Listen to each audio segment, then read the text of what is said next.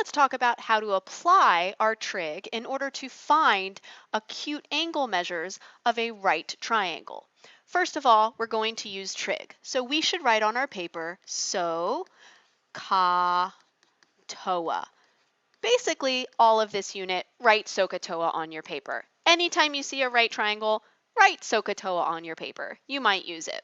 So let's say we want to find angle A. From angle A, we can label all of our sides. Remember, the easiest one to label is the one that we're already pointing at across the right angle, the hypotenuse. This side right here, hypotenuse. Then we can label the other sides. Opposite from angle A is the two letters that don't have an A in it. So this is opposite. Adjacent means touching, so touching angle A, adjacent. So remember using sine, cosine, and tangent. If I write the sine of angle A, the cosine of angle A, and the tangent of angle A, it means the ratios of the sides. So sine is opposite over hypotenuse. Opposite is side BC, hypotenuse side AB.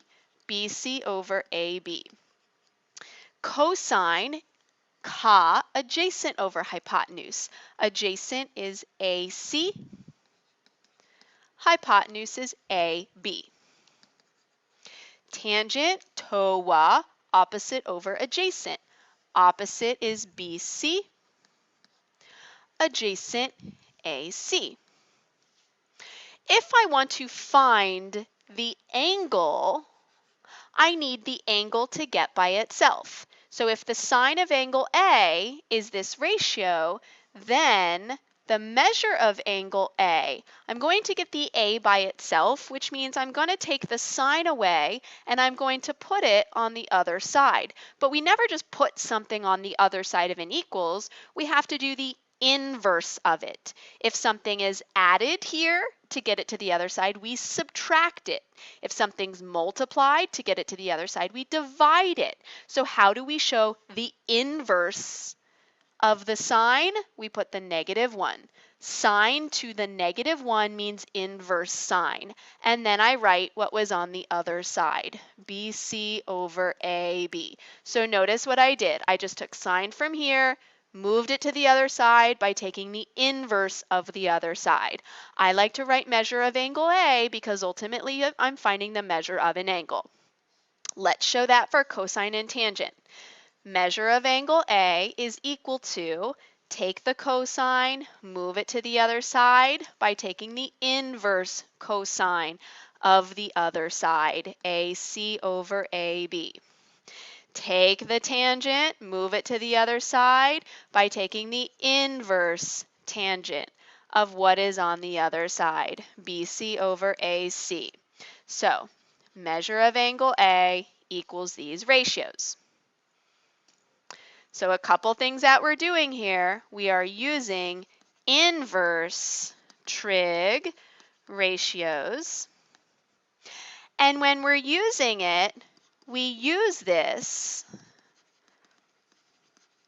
when we know two sides and need an acute angle.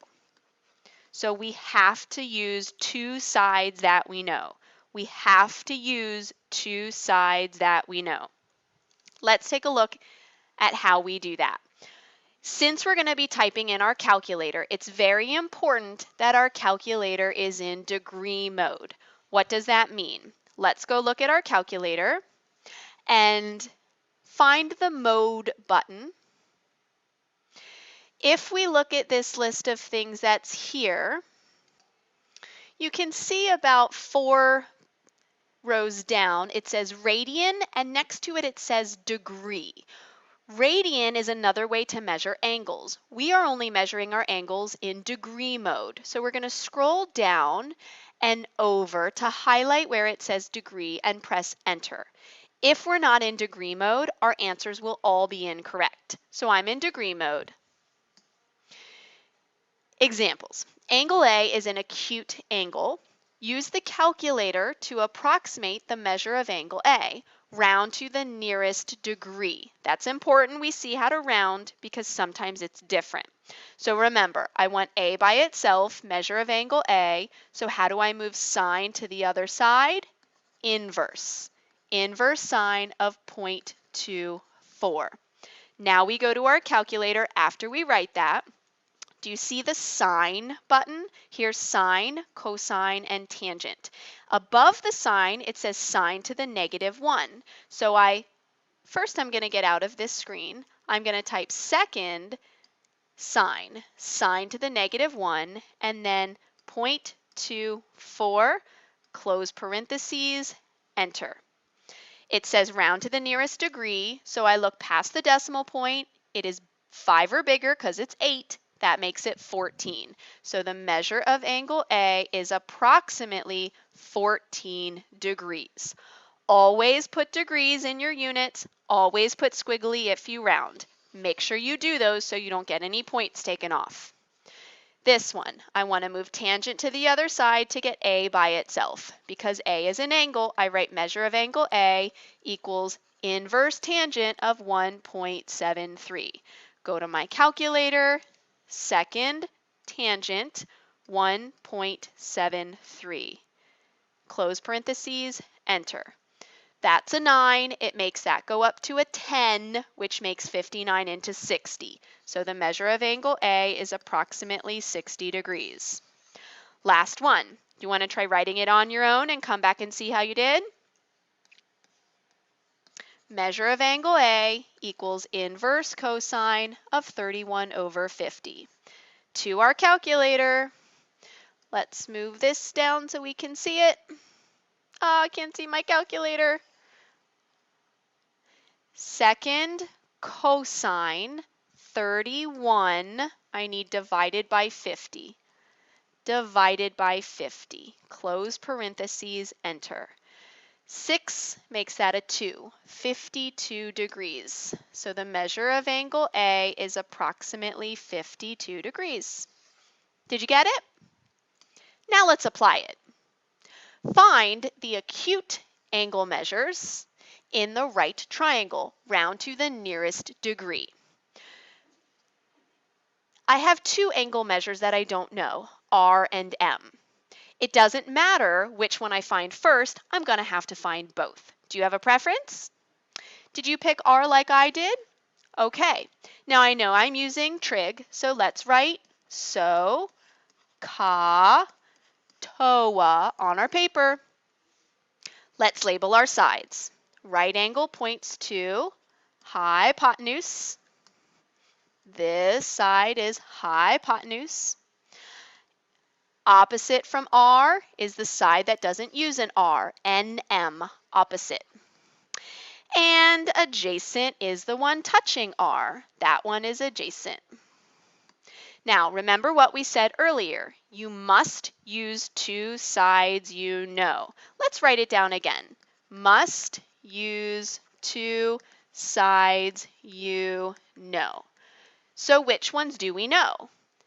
5 and 13, adjacent and hypotenuse. Not opposite. We don't know opposite. So anything with an O, get rid of it. O, get rid of it. Which one do we have to use? That's right, cosine. So now let's set it up with cosine. Cosine, the angle is R, so cosine of R equals A over H, adjacent over hypotenuse. Adjacent says 5, hypotenuse says 13. Now, just like we did in the problems earlier, we want R by itself. So how do I do that? I move cosine to the other side by doing inverse.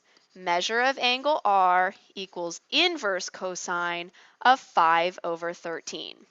To the calculator! Inverse cosine, second cosine, 5 divided by 13. Close parentheses, enter. Round to the nearest degree, 67 degrees. So the measure of angle R, approximately 67 degrees. There's one of them. Now I need angle M. Well, remember in a triangle what all of the angles add up to? If this angle is 67, we can find this angle without trigonometry. All the angles add up to 180, so that means these two angles have to add up to 90 degrees. So 90 minus 67, how much is that? 23. So we can say the measure of angle M is 23 degrees. You can always check your answers by doing trigonometry.